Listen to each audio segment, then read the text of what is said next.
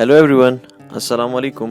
उम्मीद करता हूँ आप सब दोस्त खैरियत से होंगे, बिल्कुल ठीक होंगे और आपके पेट्स, आपके बर्ड्स, पैरट्स सब बिल्कुल ठीक होंगे और हेल्दी होंगे। अच्छा दोस्तों, इस वीडियो में आप देख रहे होंगे कि एक कनेरी है, उसके सामने जो है ना चंद मैंने जब खीरे के टुकड़े रखे हैं तो क्योंकि खीरे थोड़े से ठंडे हैं और मौसम क्योंकि आजकल गर्म होता है, वैसे भी हमने अपने बर्ड्स के लिए जो रूम टेम्परेचर होता है वो रूम टेम्परेचर हमने तकरीबन 30 डिग्री सेंटीग्रेड के जो ना अंदर ही अंदर हमने रखना होता है। इससे ज़्यादा कम हम गिनने नहीं देते टेम्परेचर को। और क्योंकि काफ़ी मरतबा सर्दियों का मौसम हो या वो जो भी मौसम हो, आपने उसकी रूम का टेम्परेचर बराबर रखना होता है। लेकिन यहाँ पे आजकल कुछ मौसम इस तरह से है कि रूम में मैंने टेम्परेचर गैस हीटर वगैरह जलाया करता हूँ, तो उसके बावजूद आप देख रहे हैं इस कनेरी की ये निशानियाँ देख रहे हैं कि जो ना बार बार खीरे से ख़ुद को रगड़ रही है और खेलने की कोशिश कर रही है। तो जब आप अपने पेरेंट्स के साथ इनके और कनेरी के साथ जब आप बैठते हैं कुछ अर्सा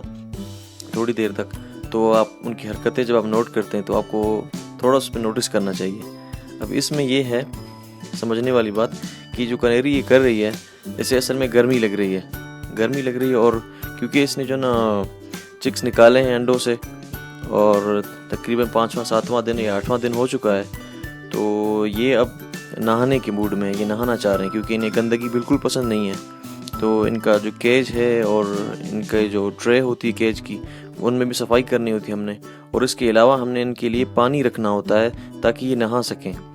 और देख रहे हैं आप, ये मेल बर्ड है जो येलो कलर में है और इसे भी यही गर्मी लग रही है और इसे भी नहाना है, इसे भी जो ना गंदगी फील हो रही है। तो इसके लिए हम क्या करते हैं, तो हम इनके लिए कोई बर्तन जब आपको बाज़ार से कोई मिल जाए, कोई बाथ टब हो, तो उसमें हम इसके लिए नहाने के लिए इसमें पानी रखते हैं। ख्याल रखें कि पानी वो ज़्यादा गर्म ना हो, रूम टेम्परेचर पे हो, और वो बिल्कुल इतना ज़्यादा ठंडा और वो ज़्यादा गर्म भी ना हो, कोई गर्म करने की ज़रूरत नहीं है, रूम टेम्परेचर का पानी हो, वो इसके लिए बेस्ट रहेगा।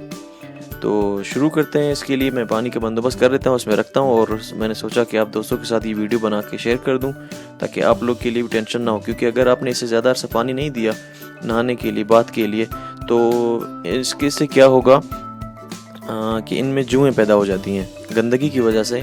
कनेरी बर्ड में, कनेरी के अंदर जुएँ हो जाती हैं जिसकी वजह से ये बिल्कुल डिस्टर्ब हो जाते हैं। तो लिहाजा कोशिश करें कि इनके लिए आप पानी रखा करें, हर हफ्ते रखें। अगर मौसम ज़्यादा ठंडा है तो रूम के अंदर आप टेम्परेचर बराबर रख करके रखें, लेकिन इनके लिए पानी आप लाजमी रखें। तो चलें शुरू करते हैं।